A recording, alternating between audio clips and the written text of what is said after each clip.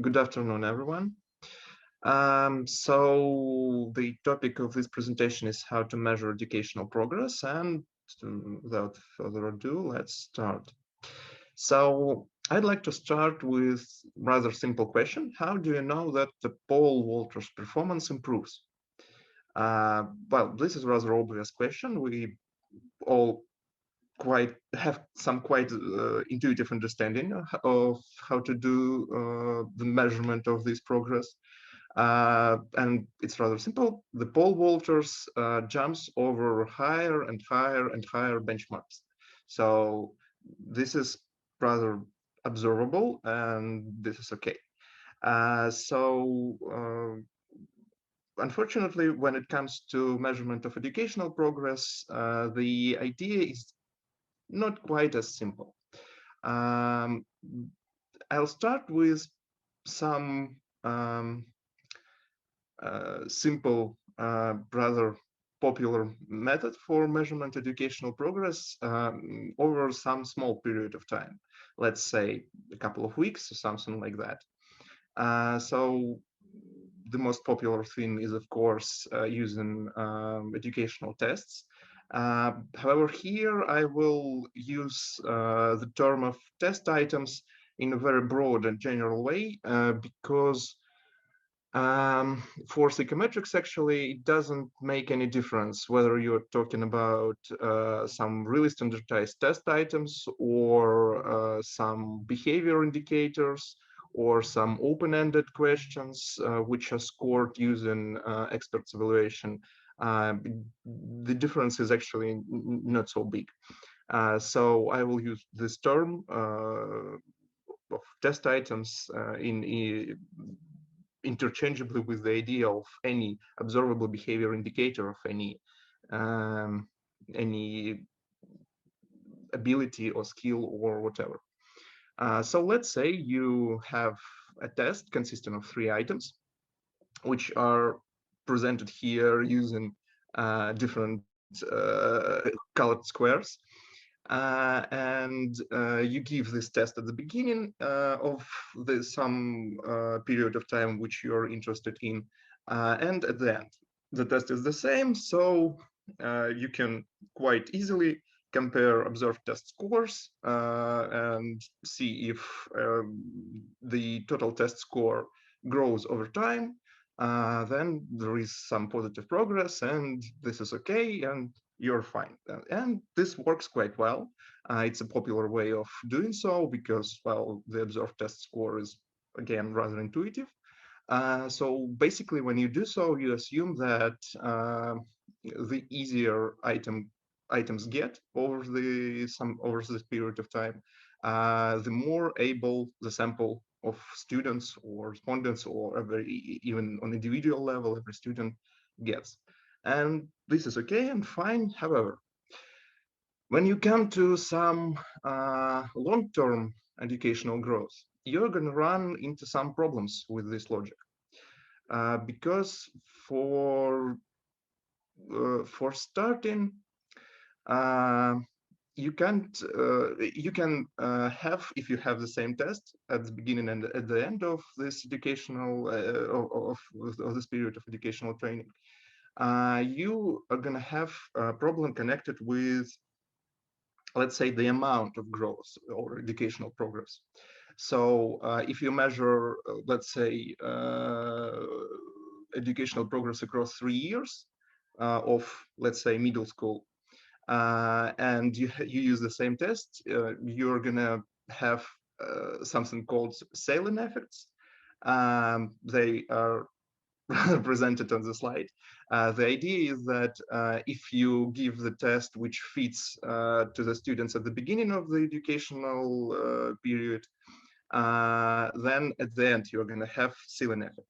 If you give the test which fits students at the end of this period, then you're going to have floor effects at the beginning. So the total test score is going to be sort of skewed or pressed to one limit or to another limit.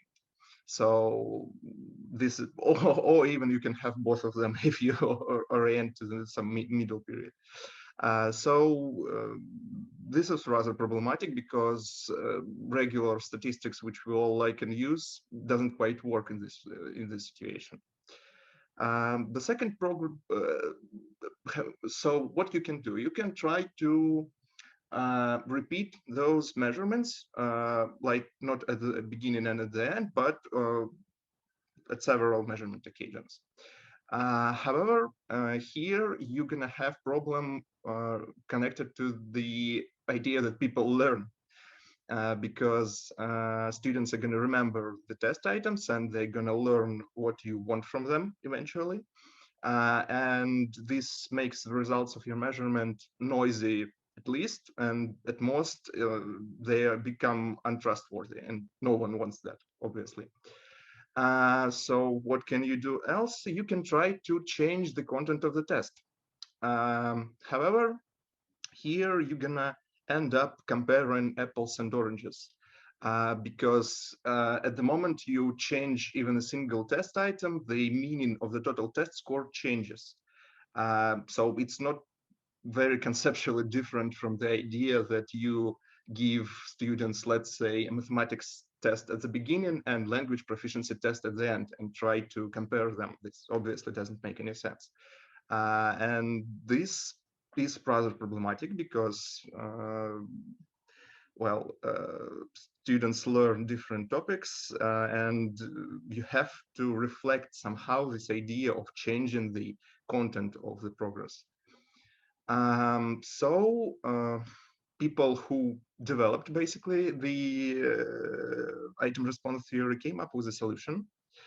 And this solution is based upon the idea of separation of person and item parameters. So what they assumed, they made like three philosophical assumptions, let's say. The first assumption is that there is some parameter of a person's ability which manifests itself in item responses. So this parameter is latent. You cannot observe it directly. It should be computed from the data. And this is like measure of true person's ability. Here we sort of try to separate the observed test score from the ability itself. And this is quite abstract, but hear me out on this. We will like expand on this idea in a minute. Then they assume that there is the same parameter which reflects item difficulty. And this difficulty, it's also latent, and this difficulty sort of prevents respondents from answering correctly to items. And those two parameters, they sort of struggle with each other, against each other, like two arm wrestlers. And their, let's say, magnitude reflects the result of their interactions reflects the probability of the event when certain student give a correct answer to a certain item. And so we're going to stick with this metaphor of arm wrestlers. So basically, we presume that when a person tries to answer an item, so basically a person struggles with an item and tries to sort of overcome it. So how do we compute those parameters? They are based on the idea that at every single one measurement occasion, a person's ability doesn't change. So at the beginning, and let's say at the beginning, we look at a single measurement occasion. Person approaches the first item with certain level of ability, then approaches the second item with the same level of ability, and so on and so on and so on. So person tries to solve all items possessing a particular level of ability. And the same goes for items. When the first person approaches the first item, the difficulty of this item doesn't change. The same goes for the second person, for the third person, and so on and so on. So we basically compare, when we observe the outcome of the solution, we compare the difficulty of an item and the ability of a person.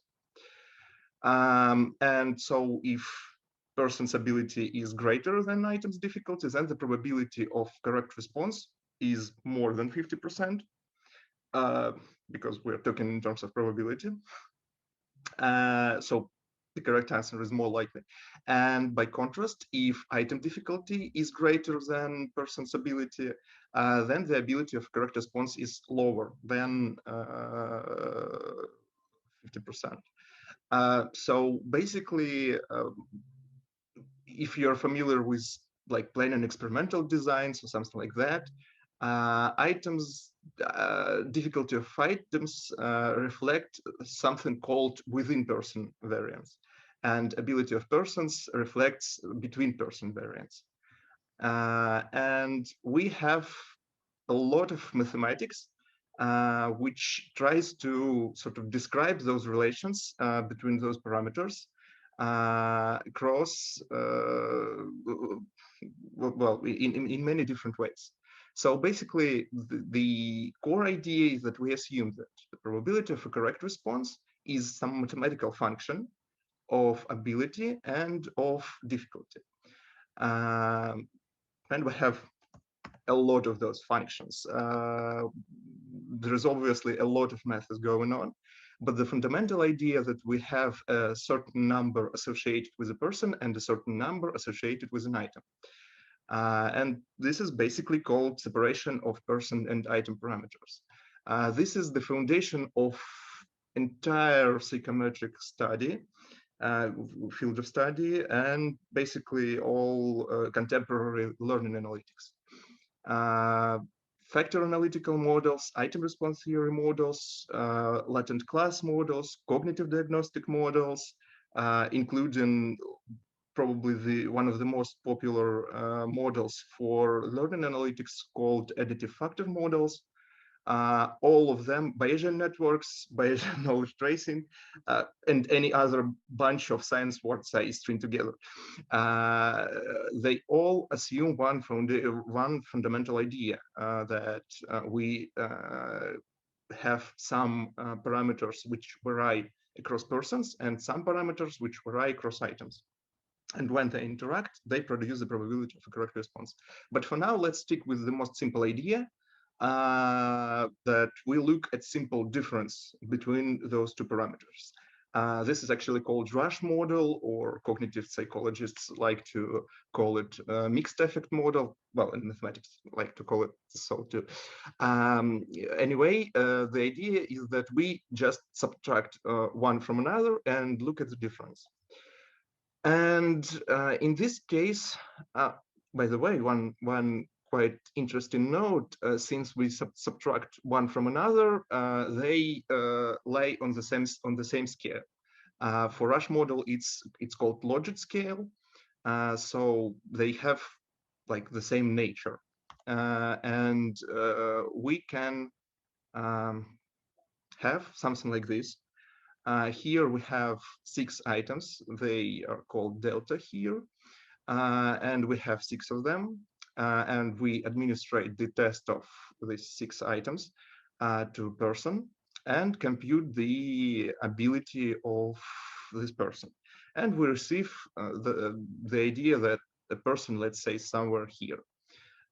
So since we subtract them, here you're gonna have some, like the difference between theta, the person's ability, and delta 1, the difficulty of the first item. Here it's gonna be like huge positive number, so the probability of solving this item for this respondent is far bigger than 50%. The same goes for the second and third item. However, for the fourth item, the difference is not so much, so this probability is not much bigger than 50%. And for the items 5 and 6, we have like the opposite picture, that the probability that this person solves in item 5 is less than 50%, and item 6 is much less than 50%. So this basically reflects how we approach, first of all, how we approach measurement of educational progress. And this logic is quite similar to successive jumps of these pole vaulters, where they try to jump over higher and higher and higher and higher benchmarks. And at some point, they sort of run up from the ability and run out of ability. And as a result, they cannot sort of master more and more and more difficult items. And these, however, those models which we use, they are probabilistic. They are not deterministic, which means that even if we have a student's ability here, we have some quite small, but nonetheless we have this probability that this student can master item 6 or can fail, let's say, item 1. So this is quite important because, well, unfortunately,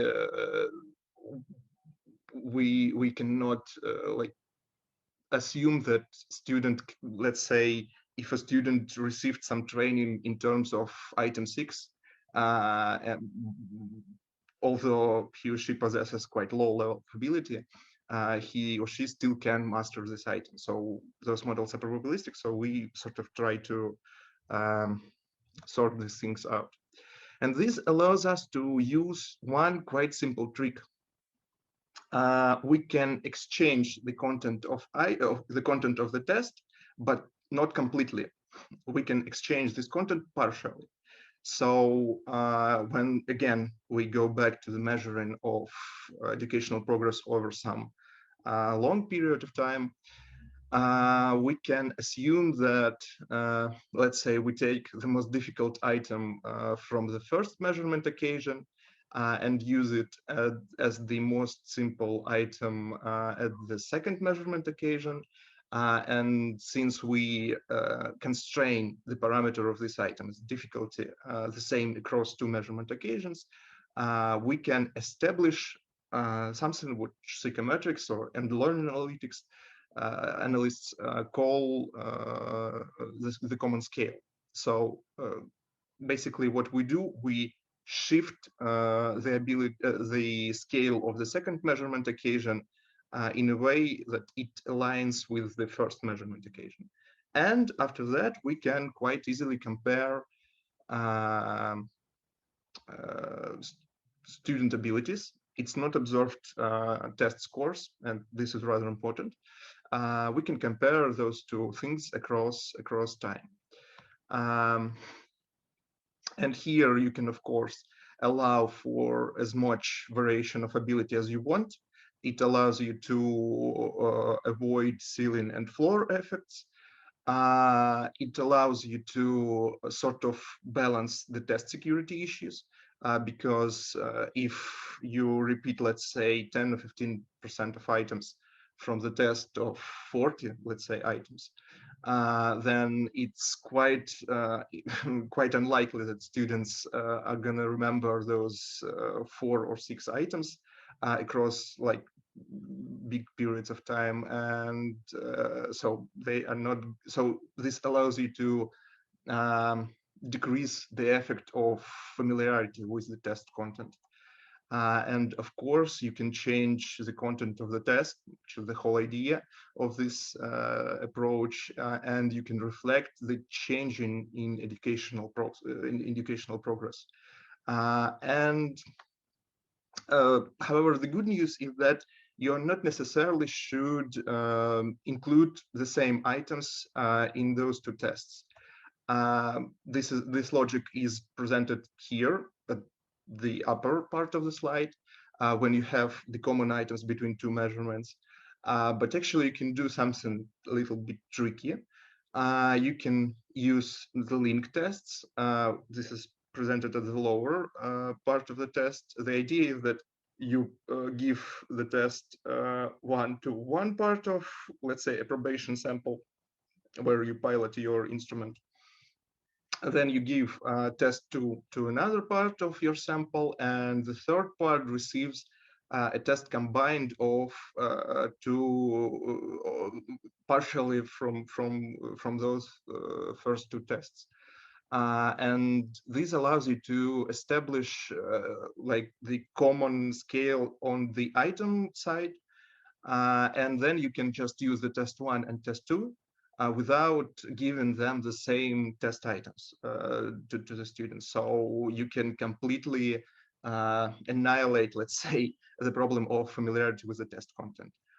So there are a lot of quite interesting tricks going on, and it's a very popular field of psychometrics, how to measure educational progress. And of course, the entire learning analytics is built upon this idea. And this allows you to build quite interesting things, which reflect the change in individual progress. So here are presented on the slide two feedback reports based on the results of testing from the Dutch program, which is called Pupil Monitoring System. Since you establish the common scale across different measurement occasions, across different grades, so you can track how much student learns from one grade to another. This is Pupil Monitoring System is a huge national Dutch program which tracks educational progress from grade 1 to grade 12. As far as I remember, they have 12 grades in the Netherlands, I guess. And here you can see, let's say that this particular student, whose track is presented by the red line, here like learns a lot from grade 3 to grade 4, but at the border between the 4th and 5th grade, his educational progress a little bit drops, and then he tries to compensate for it and learns a little bit more. So here you can have all those like changes and foldings in this trajectory. But nonetheless, you have qualitative interpretation here. You have three, well, actually it's five qualitative levels on this scale for each grade. And here you can see that nonetheless, the student was below the lower benchmark, which is presented here by letter E.